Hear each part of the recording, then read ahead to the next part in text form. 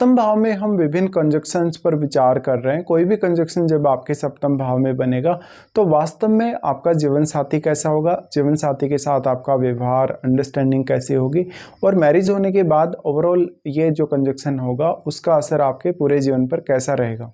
इस वीडियो में जो हम कंजक्शन डिस्कस कर रहे हैं, मान लो किसी का शुक्र और सूर्य सप्तम भाव में स्थित होता है, तो सप्तम भाव में ये इन दोनों के स्थित होने से किस प्रकार का प्रभाव ला सकता है, आपका जीवन साथी कैसा हो सकता है, जीवन साथी आपके लाइफ में कौन कौन सी वैल्यूज़ ऐड कर सकता है या उनके आने के बाद आपका जीवन किस तरीके से बदल जाएगा। देखिए, शुक्र और सूर्य अगर आपके सप्तम में हैं तो जीवन साथी आपका एक बहुत ही करिश्माई व्यक्ति हो सकता है, उसका पर्सनैलिटी बहुत ज़्यादा अच्छा हो सकता है, वो अट्रैक्टिव होने के साथ साथ बहुत ही ज़्यादा क्रिएटिव हो सकता है। अगर यहाँ शुक्र सूर्य के बहुत ज़्यादा क्लोज हो या शुक्र अगर सूर्य से अस्त भी हो जाए तो इसकी संभावना और भी अधिक बढ़ जाएगी कि आपका जीवन साथी कोई बहुत ही ज़्यादा फेमस पर्सनैलिटी हो सकता है। वो शुक्र से रिलेटेड किसी फील्ड में कोई काम करता हुआ हो सकता है जो एक क्रिएटिव वर्क में होगा, या फिर वो शुक्र से रिलेटेड कोई बिजनेस करता हुआ हो सकता है। अब क्योंकि सूर्य यहाँ साथ आ रहे तो सूर्य यहाँ शुक्र से रिलेटेड फील्ड में नेम फेम देगा। ऐसी स्थिति में कभी कभी आपसे विवाह होने के पश्चात भी आपके पार्टनर का नेम फेम काफ़ी तेज़ी से बढ़ता है और उसमें आपका नेम फेम भी अब मैरिज के बाद बढ़ेगा ही। शुक्र अगर अस्त हो जाते हैं तो अब आपका जो पार्टनर है वो धन और लग्जरी के मामले में आपके लिए काफ़ी सपोर्ट लाएगा। ऐसा जो पार्टनर होगा उसका डायरेक्टली इनडायरेक्टली सरकार से कोई संबंध हो सकता है। अब लेकिन डिपेंड ये करेगा कि सप्तम भाव में कौन सी साइन में ये आपके कंजक्शन बन रहा है। अगर ज़्यादातर केसेस में अगर मान लो सूर्य के घर में ये कंजक्शन बना, मेष राशि में, वृश्चिक राशि में अगर ये कंजक्शन बना तो यहाँ सूर्य ही ज़्यादातर प्रभाव डालेंगे, या वैसे भी सूर्य प्रभाव डालेंगे क्योंकि वो एक बहुत ज़्यादा फायरी प्लैनेट है, एक बहुत ही एनर्जेटिक प्लैनेट है।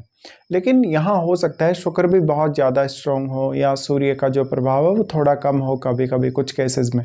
तब यहाँ आपको देखना होगा कि शुक्र अगर अपने घरों में स्थित होंगे तब शुक्र यहाँ ज़्यादा प्रभावी होंगे हमेशा,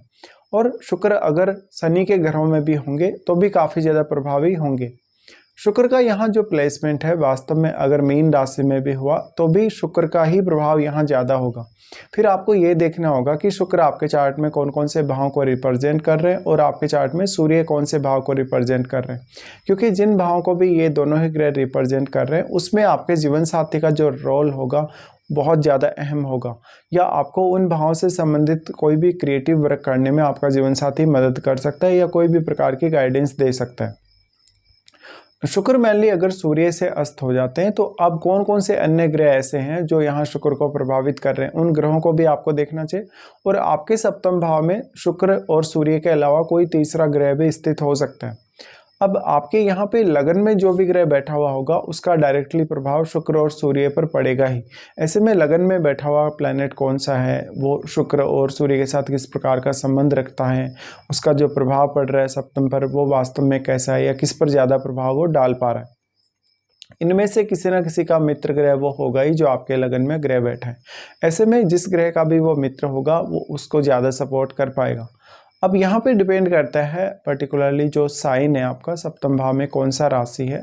और आपका सप्तमेश की भूमिका यहाँ काफ़ी ज़्यादा अहम हो जाएगी। अब तो आपका सप्तमेश चार्ट में अच्छी स्थिति में होना बहुत ज़्यादा ज़रूरी हो जाएगा, लेकिन यहाँ मेनली सूर्य पर फोकस करिएगा। सूर्य यहाँ कितने ज़्यादा स्ट्रांगली प्रभाव डाल पा रहे हैं, क्योंकि सूर्य एक राजा की तरह है और वास्तव में सूर्य का जो प्रभाव होगा उसको कोई भी ग्रह यहाँ नहीं नकार सकता। भले ही कोई भी ग्रह यहाँ साथ में बैठा हो या आपके लगन में अगर कोई ग्रह बैठा हो, तो सूर्य आपके चार्ट में अब जिन भावों के स्वामी हैं, यानी सिर्फ और सिर्फ आपके एक ही भाव के स्वामी होंगे, उस भाव से संबंधित आपका जीवन साथी कहीं ना कहीं आपके लिए एक अच्छा फेम लाएगा या बहुत ज़्यादा सपोर्ट लाएगा।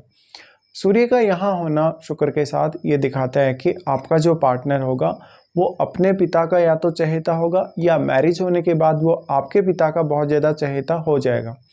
ज़्यादातर स्थितियों में जब भी शुक्र सूर्य का कंजक्शन बनता है तो ऐसे लोगों को आप बहुत ज़्यादा एंकरिंग वगैरह करते हुए देखते हैं सिनेमा जगत में, या कोई भी ऐसे बिजनेस में देखते हैं जैसे होटल से जुड़ा हुआ बिजनेस है, खाने पीने की चीज़ों से जुड़ा हुआ बिजनेस है। ऐसे में जीवन साथी के साथ हालांकि पार्टनरशिप करना तो उतना अच्छा साबित नहीं होता है, लेकिन जीवन साथी के आने के बाद आपकी जो पब्लिक इमेज है, आपका जो रेपुटेशन है वो काफ़ी हद तक बढ़ता है।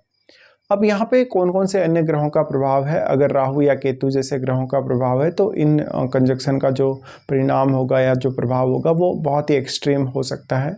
यहाँ पे अब जो भी ग्रह यहाँ प्रभाव डालेगा तो शुक्र को वास्तव में वो ग्रह किस प्रकार से प्रभावित कर रहा है ये आपको सबसे पहले देखना होगा। तो आपका मैरिड लाइफ का जो पार्टनर होगा जिसके साथ आप मैरिज करेंगे वो बहुत ही आपको डोमिनेट करके रखेगा और ज़्यादातर जो क्वालिटीज़ होंगी उनमें होंगी और आप में हो सकता है उन क्वालिटीज़ की कमी हो। मोस्ट ऑफ केसेस में अब बात आती है रिलेशनशिप की। तो शुक्र अगर मान लो यहाँ अस्त हो जाते हैं तो जो आपकी सेक्सुअल लाइफ है या जो आपका सेक्सुअल रिलेशनशिप है पार्टनर के साथ उसको लेके काफ़ी ज़्यादा इश्यूज सामने आ सकते हैं। भले ही आपको इंडिविजुअली आपके पार्टनर को इंडिविजुअली ये कंजक्शन बहुत ज़्यादा नेम फेम दे दे, लेकिन तो यहाँ पे अब कोई भी अन्य ग्रह जो प्रभाव डाल रहा है वास्तव में क्या वो सूर्य का मित्र ग्रह है, क्या वो शुक्र का मित्र ग्रह है, ये सब भी चेक आपको कर लेना चाहिए। ऐसी स्थिति में कुछ इसी प्रकार के प्रभाव आपके सामने आएंगे और इसी तरीके से आपका जीवन साथी आपके साथ रहेगा या उसका जो व्यवहार है वो आपके साथ रहेगा जब भी शुक्र और सूर्य आपके सप्तम में हो।